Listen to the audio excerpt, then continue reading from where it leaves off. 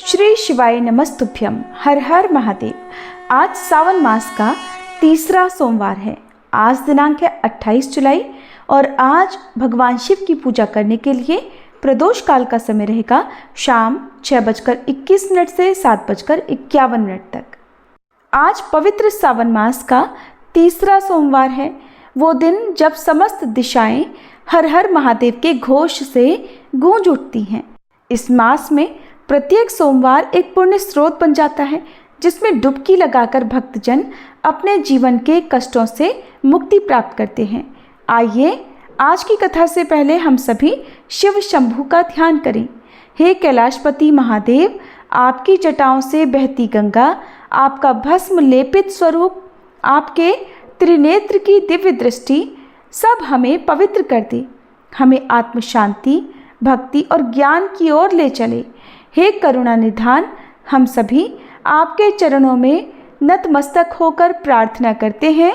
हमारे जीवन में यदि कोई भ्रम, बाधा या दुख है तो वह इस व्रत की कृपा से मिट जाए। आपका आशीर्वाद हमारे हृदय, परिवार और संकल्पों में सदा बना रहे। अब आइए सावन मास के इस तीसरे सोमवार की पावन कथा से पहले हम सभी भगवान शिव के द्वादक्षर मंत्र का जाप करें। ओम सोमनाथाय नमः। ओम मल्लिकार्जुनाय नमः। ओम महाकालेश्वराय नमः। ओम ओंकारेश्वराय नमः। ओम वैद्यनाथाय नमः। ओम भीमाशंकराय नमः। ओम रामेश्वराय नमः। ओम नागेश्वराय नमः। ओम विश्वनाथाय नमः। ओम त्र्यंबकेश्वराय नमः। ओम केदारनाथाय नमः। ओम कृष्णेश्वराय नमः। एक बार किसी नगर में एक साहूकार था। उसके घर में धन की कोई कमी नहीं थी, लेकिन कोई संतान न होने के कारण वह बड़ा दुखी था। संतान प्राप्ति के लिए वो हर सोमवार को व्रत रखता था और पूरी श्रद्धा के साथ शिव मंदिर जाकर भगवान शिव और माता पार्वती की पूजा किया करता था। उसकी भक्ति देखकर एक दिन माँ पार्वती प्रसन्न होकर भगवान शिव से साहूकार की मनोकामना पूर्ण करने का निवेदन करती हैं। पार्वती जी के आग्रह पर भगवान शिव ने कहा, हे देवी, इस संसार में हर प्राणी को उसके कर्मों का फल मिलता है और जिसके भाग्य में जो हो उसे भोगना ही पड़ता है। लेकिन पार्वती जी ने साहूकार की भक्ति देखकर उसकी मनोकामना पूर्ण करने की इच्छा व्यक्त की। माता पार्वती के आग्रह पर भगवान शिव ने साहूकार को पुत्र प्राप्ति का वरदान तो दिया, लेकिन उन्होंने बताया कि ये बालक केवल 12 वर्षों तक ही जीवित रहेगा। माता पार्वती और भगवान शिव की इस संवाद को साहूकार सुन रहा था, इसलिए उसे ना तो इस बात की खुशी हुई और ना ही कोई दुख, बल्कि वो पहले की तरह ही शिव जी की पूजा करता रहा। कुछ समय के बाद साहूकार की पत्नी ने एक पुत्र को जन्म दिया। जब वह बालक 11 वर्ष का हुआ तो उसे पढ़ने के लिए काशी भेज दिया गया। साहूकार ने पुत्र के मामा को बुलाकर उसे बहुत सारा धन देते हुए कहा कि तुम इस बालक को काशी विद्या पढ़ने के लिए लेकर जाओ। तुम लोग रास्ते में यज्ञ कराते जाना और ब्राह्मणों को भोजन दक्षिणा देते हुए जाना। दोनों मामा भांजे इसी तरह यज्ञ कराते और ब्राह्मणों को दान दक्षिणा देते काशी नगरी निकल पड़े। इस दौरान रात में एक नगर पड़ा जहां नगर के राजा की कन्या का विवाह था, लेकिन जिस राजकुमार से उसका विवाह होने वाला था वह एक आंख से काना था। राजकुमार के पिता ने अपने पुत्र के काना होने की बात को छुपाने के लिए सोचा, क्यों ना उस साहूकार के पुत्र को दूल्हा बनाकर राजकुमारी से विवाह करा दूं और विवाह के बाद इसको धन देकर विदा कर दूंगा और राजकुमारी को अपने नगर ले आऊंगा। लड़के को दूल्हे के वस्त्र पहनाकर राजकुमारी से विवाह करा दिया गया। साहूकार का पुत्र ईमानदार था, उसे ये बात सही नहीं लगी, इसलिए उसने अवसर पाकर राजकुमारी के दुपट्टे पर लिख दिया कि तुम्हारा विवाह तो मेरे साथ हुआ है, लेकिन जिस राजकुमार के संग तुम्हें भेजा जाएगा वो एक आंख से काना है। मैं तो काशी विद्या पढ़ने जा रहा हूँ। जब राजकुमारी ने चुन्नी पर लिखी बातें पढ़ी तो उसने अपने माता पिता को ये बात बताई। राजा ने अपनी पुत्री को विदा नहीं किया, फिर बारात वापस चली गई। दूसरी ओर साहूकार का पुत्र और उसका मामा काशी पहुंचे और वहां जाकर उन्होंने यज्ञ किया। जिस दिन साहूकार का पुत्र 12 वर्ष का हुआ उस दिन भी यज्ञ का आयोजन था। लड़के ने अपने मामा से कहा कि मेरी तबीयत कुछ ठीक नहीं है। मामा ने कहा तुम अंदर जाकर आराम कर लो। भगवान शिव के वरदान अनुसार कुछ ही देर में उस बालक के प्राण निकल गए। मृत भांजे को देखकर उसके मामा ने विलाप करना शुरू कर दिया। संयोगवश उसी समय भगवान शिव और माता पार्वती उधर से जा रहे थे। पार्वती जी ने भोलेनाथ से कहा, स्वामी, मुझे इसके रोने का स्वर सहन नहीं हो रहा। आप कृपया इस व्यक्ति के कष्ट को अवश्य दूर कीजिए। जब भगवान शिव मृत बालक के समीप गए तो वह बोले कि ये उसी साहूकार का पुत्र है जिसे मैंने 12 वर्षों की आयु का वरदान दिया था। अब आज इसकी आयु पूरी हो चुकी है। लेकिन मातृभाव से विभोर माता पार्वती जी कहने लगी, हे महादेव, आप इस बालक को और आयु देने की कृपा करें, नहीं तो इसके वियोग में इसके माता पिता भी तड़प तड़प कर मर जाएंगे। माता पार्वती के पुनः आग्रह पर भगवान शिव ने उस लड़के को जीवित होने का वरदान दिया। शिव जी की कृपा से वह लड़का जीवित हो गया। शिक्षा पूरी करके लड़का मामा के साथ अपने नगर की ओर वापस चल पड़ा। दोनों चलते हुए उसी नगर में पहुंचे जहां उसका विवाह हुआ था। उस नगर में भी उन्होंने यज्ञ का आयोजन किया। उस लड़के के ससुर ने उसे पहचान लिया और महल में ले जाकर उसकी खूब आवभगत की और अपनी पुत्री को धूमधाम से विदा कर दिया।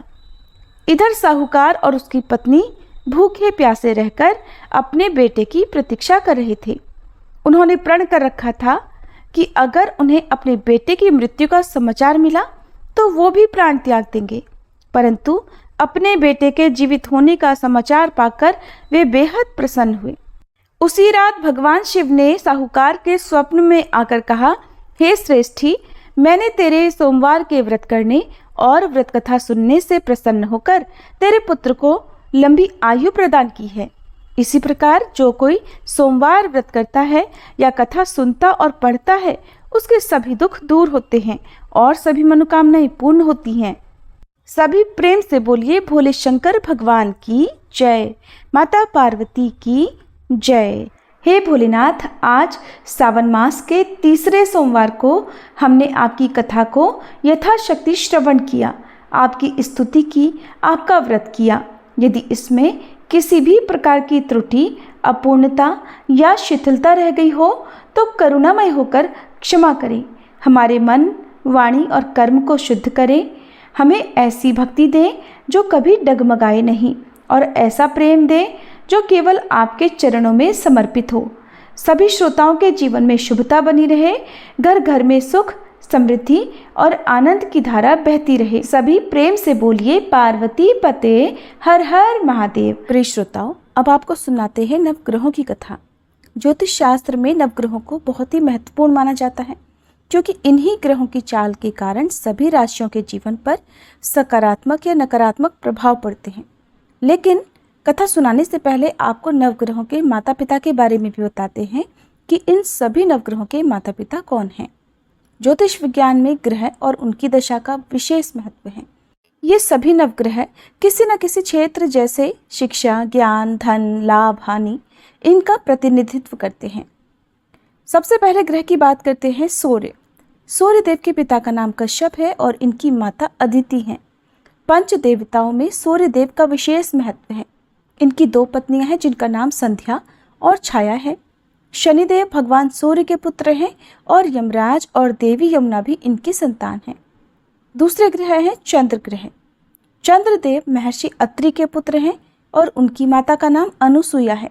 शास्त्रों के अनुसार चंद्रदेव की 27 पत्नियां हैं जो 27 नक्षत्रों का प्रतिनिधित्व करती हैं। चंद्रदेव बुध ग्रह के पिता हैं। तीसरे ग्रह है मंगल ग्रह। शास्त्रों में बताया गया है कि मंगल देव के पिता भगवान शिव हैं और भूदेवी इनकी माता हैं। मंगल पूरी तरह से ब्रह्मचारी हैं। मांगलिक दोष का संबंध भी इन्हीं ग्रह से होता है। चौथे ग्रह हैं बुध ग्रह। बुध देव के पिता चंद्र और देवी तारा इनकी माता का नाम है। बुध देव को समस्त वेद और शास्त्रों का ज्ञान देवगुरु बृहस्पति से प्राप्त हुआ था और इनकी पत्नी का नाम इला है। चंद्र वंश का प्रारंभ भी इन्हीं से हुआ था। चौथे ग्रह हैं बृहस्पति। देवगुरु बृहस्पति के पिता महर्षि अंगिरस हैं। सुरूपा इनकी माता का नाम है और इनकी पत्नी का नाम तारा है। महाभारत काल में मुख्य भूमिका निभाने वाले गुरु द्रोणाचार्य इनके पौत्र माने जाते हैं। शास्त्रों में इन्हें देवताओं का गुरु भी बताया गया है। पांचवें ग्रह हैं शुक्र ग्रह। शुक्र देव के पिता भृगु ऋषि हैं और काव्य माता इनकी माता का नाम है। इन्हें कठिन तप के कारण भगवान शिव से मृत संजीवनी विद्या प्राप्त हुई थी। इनकी पत्नी का नाम जयंती है, जिन्हें देवराज इंद्र की पुत्री के रूप में जाना जाता है। छठे ग्रह हैं शनि ग्रह। शनिदेव भगवान सूर्य के पुत्र हैं और इनकी माता का नाम छाया है। लेकिन शनि का स्वभाव अपने पिता के गुणों से बिल्कुल विपरीत है। शनिदेव कर्मों के अनुसार फल प्रदान करते हैं और इनकी पत्नी का नाम धामिनी है। सातवें आठवें ग्रह के रूप में राहु और केतु को जाना जाता है, जो कि समुद्र मंथन के समय तक अमृत पान करने से पहले तक स्वर भानु था, जिसके पिता का नाम विप्रचित्त है और माता का नाम सिंहिका है। राहु की दो पत्नियां हैं, जिनका नाम नागवल्ली और नागकणी है। इनका वाहन काले अश्वों वाला रथ है। वहीं स्वर भानु दैत्य के धड़ से केतु उत्पन्न हुए थे, जिनका वाहन चील है। ये तो था सभी नवग्रहों का परिचय। अब सुनिए नवग्रहों की कहानी। एक बार की बात है, किसी गांव में एक भाई बहन रहते थे।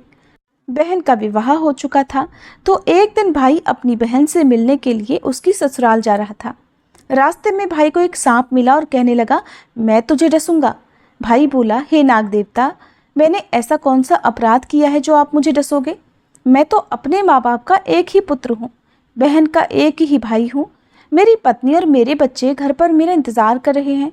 आप मुझे क्यों डसना चाहते हो? तब वह सांप बोला, तुम्हारे 9 ग्रहों की दशा लगी है, इसलिए मैं तुम्हें डस लूँगा। जब सांप किसी भी तरह राजी नहीं हुआ तो वह बोला कि ठीक है, मैं अपनी बहन के घर उससे मिलने जा रहा हूँ। जब मैं वापस आऊँगा तब तुम मुझे डस लेना। सांप बोला, क्या पता तुम वापस आते समय इस रास्ते से आओ या ना आओ, मैं तो तुम्हें अभी डसूंगा। तब वह लड़का बोला कि ठीक है, तुम ऐसा करो, मेरे इस थैले में बैठ जाओ। जब मैं अपनी बहन से मिलकर वापस आऊँगा तब तुम मुझे डस लेना। सांप ने उसकी बात मान ली और थैले में बैठ गया। लड़के ने ऊपर से बेलपत्र ढक दिए ताकि वह किसी को दिखाई ना दे और फिर अपनी बहन के घर पहुंच गया। बहन उस समय 9 ग्रहों की कहानी कह रही थी। उसने भाई को आया हुआ देखकर भाई से कहा कि भाई तुम बैठो, मैं पहले 9 ग्रहों की कहानी कह लूँ। तुम बैठो और मेरी कहानी भी सुनो। बहन ने कहानी कही, भाई ने कहानी सुनी। जीवों की, जानवर की, हाथी की, घोड़े की, कुत्ते की, बिल्ली की, भाई की, बहन की, घर के धनी की, बेटी जवाई की, देवरानी जिठानी की, सास ससुर की, संग की, सहेली की, सबके ग्रह शांत हो जाएं। घर चले 8 पग, आदमी चले 4 पग, सांप बिच्छू भंवरे सब आग में जले। ऐसे भाई को कहानी सुनाकर बहन खड़ी हो गई और भाई के पास रखे थैले को देखकर भाई से बोली, भाई थैले में क्या लाए हो? इससे पहले कि भाई कुछ कहता, उसने वह थैला उठाया और घर के अंदर ले गई। थैला खोलकर देखा तो बेलपत्र, केले और संतरे बन गए और सांप एक चमचमाता हुआ हार बन गया। जब हार पहनकर वह बहन बाहर आई तो बहन के गले में चमचमाता हार देखकर भाई बोला, बहन इतना कीमती हार तुम कहाँ से लाई हो? बहन बोली, भाई तुम ही तो लाए हो मेरे लिए। थैले में केले और संतरे के साथ हार भी तो था। भाई ने सुना तो हैरान रह गया और बोला, बहन उसमें हार नहीं बल्कि मेरी मृत्यु का सामान था।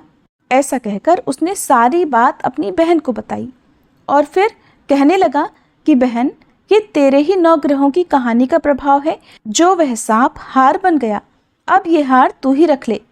कुछ दिनों के बाद बहन के घर रहने के बाद जब भाई वापस चलने लगा तो बहन बोली, भाई तुम्हारे 9 ग्रहों की दशा लगी है, तुम घर जाकर भाभी से कहना कि वो 9 ग्रहों की कहानी कहे। ऐसा कहकर उसने अपने भाई को विदा किया। भाई जब अपने घर पहुंचा और जाकर अपनी पत्नी से बोला कि सुनो, हमारे नवग्रहों की दशा लगी है। हम नवग्रह की कहानी रोज कहा करेंगे। मैं कहूँगा और तुम सुनना, तुम कहोगी तो मैं सुनूंगा।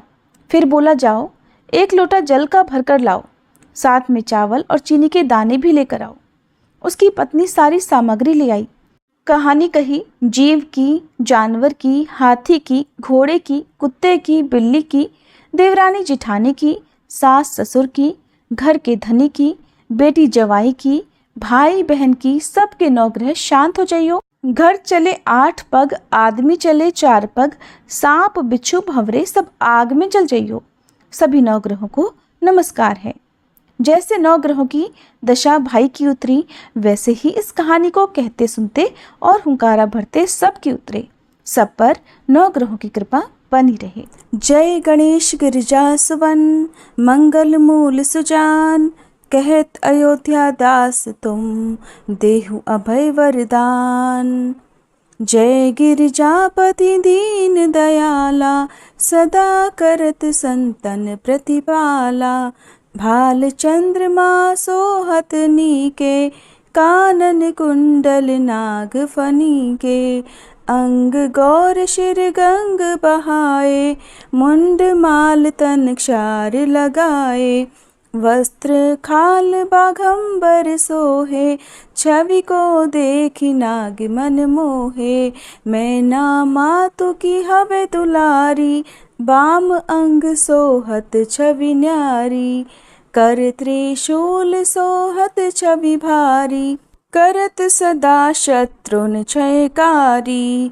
नंदी गणेश सोहे तह कैसे, सागर मध्य कमल हैं जैसे। कार्तिक श्याम और गणुराऊ, या छवि को कहीं जात न काऊ। देवन जब ही जाय पुकारा, तब ही दुख प्रभु आप निवारा। किया उपद्रव तारक भारी, देवन सब मिली तुम ही जुहारी। तुरत षडानन आप पठायऊ, लव निमेष मह मारी गिरायऊ। आप जलंधर असुर संहारा, सुयश तुम्हार विदित संसारा। त्रिपुरासुर सन युद्ध मचाई, सब ही कृपा कर लीन बचाई। किया तपहि भगीरथ भारी, पूरब प्रतिज्ञा तासु पुरारी। दानिन मह तुम सम को नाही, सेवक स्तुति करत सदाही। वेद नाम महिमा तब गाई, अकथ अनादि भेद नहीं पाई। प्रकटी उदधि मंथन में ज्वाला, जरत सुरासुर भये विहाला। कि नहीं दया तह करी सहाई, नीलकंठ तब नाम कहाई। पूजन रामचंद्र जब कीन्हा, जीत के लंक विभीषण दीन्हा। सहस कमल में हो रहे धारी, कीन्ह परीक्षा तब ही पुरारी। एक कमल प्रभु राखे उजोई, कमल नयन पूजन चह सोई। कठिन भक्ति देखी प्रभु शंकर, भय प्रसन्न दिए इच्छित वर। जय जय जय अनंत अविनाशी, करत कृपा सबके घटवासी। दुष्ट सकल नित मोहि सतावे, भ्रमत रहो मोहि चैन न आवे। त्राहि त्राहि मैं नाथ पुकारो, ये ही अवसर मोहि आन उबारो। ले त्रिशूल शत्रुन को मारो, संकट से मोहि आन उबारो। मात पिता भ्राता सब होई, संकट में पूछत नहीं कोई। स्वामी एक है आस तुम्हारी, आये हरहु मम संकट भारी। धन निर्धन को देत सदा ही, जो कोई जाचे सो फल पाही। स्तुति के ही विधि करे तुम्हारी, क्षमहु नाथ अब चूक हमारी। शंकर हो संकट के नाशन, मंगल कारण विघ्न विनाशन। योगी यति मुनि ध्यान लगावे, शारद नारद शीश नवावे। नमो नमो जय नमः शिवाय, सुर ब्रह्मादिक पार न पाए। जो यह पाठ करे मन लाई, तापर होत है शंभु सहाई। ऋनिया जो कोई हो अधिकारी, पाठ करे सो पावनहारी। पुत्रहीन कर इच्छा जोई, निश्चय शिव प्रसाद तेहि होई। पंडित त्रयोदशी को लावे, ध्यान पूर्वक होम करावे। त्रयोदशी व्रत करे हमेशा, ताके तन नहीं रहे कलेशा।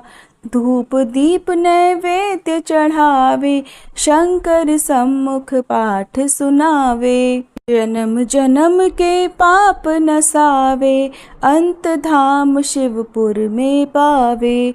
कहे अयोध्या दास आस तुम्हारी, जानी सकल दुख हरहु हमारी। नित नेम कर प्रातः ही, पाठ करो 40। तुम मेरी मनोकामना, पूर्ण करो जगदीश। मगसर छठी है मंत्र ऋतु, संवत 64 जान। स्तुति 40 शिव ही, पूर्ण कीन कल्याण। ओम जय शिव ओमकारा, स्वामी जय शिव ओमकारा। ब्रह्मा विष्णु सदा शिव, ब्रह्मा विष्णु सदा शिव। अर्धांगी धारा, ओम जय शिव ओमकारा। एकानन चतुरानन, पंचानन राजे, स्वामी पंचानन राजे। हंसासन गरुड़ासन, वृषवाहन साजे। ओम जय शिव ओमकारा। 2 भुज 4 चतुर्भुज, 10 भुज अति सोहे। स्वामी 10 भुज अति सोहे। त्रिगुण रूप निरखता, त्रिभुवन जन मोहे। ओम जय शिव ओमकारा। अक्षमाला वनमाला, मुंडमाला धारी। स्वामी मुंडमाला धारी। चंदन मृग मद सोहे, भाले शशिधारी। ओम जय शिव ओमकारा। श्वेतांबर पीतांबर, बाघांबर अंगे। स्वामी बाघांबर अंगे। सनकादिक गरुड़ादिक, भूतादिक संगे। ओम जय शिव ओमकारा। कर के मध्य कमंडल, चक्र त्रिशूलधारी। स्वामी चक्र त्रिशूलधारी। सुखकारी दुखहारी, जग पालनकारी। ओम जय शिव ओमकारा। ब्रह्मा विष्णु सदा शिव, जानत अविवेका। स्वामी जानत अविवेका। प्रणवाक्षर में शोभित, ये तीनों एका। ओम जय शिव ओमकारा।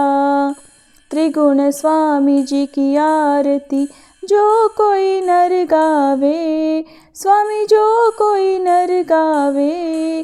कहत शिवानंद स्वामी, रटत भोलानंद स्वामी। सुख संपत्ति पावे। ओम जय शिव ओमकारा। ओम जय शिव ओमकारा। स्वामी जय शिव ओमकारा। ब्रह्मा विष्णु सदा शिव, अर्धांगी धारा। ओम जय शिव ओमकारा।